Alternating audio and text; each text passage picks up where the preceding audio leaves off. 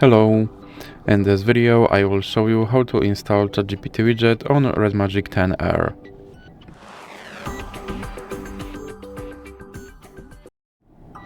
So you have to start by opening your Google Play Store, then click on search bar and type in Wally AI, then click search, and now select this application and click install.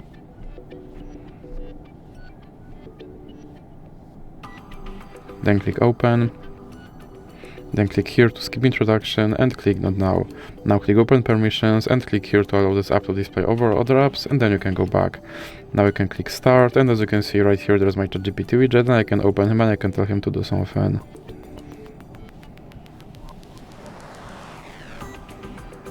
And as you can see, he responded. And if you want to remove him from your screen, simply drag him into the X icon in the middle. So that's it for this video. If you liked it, please remember to leave a like and subscribe.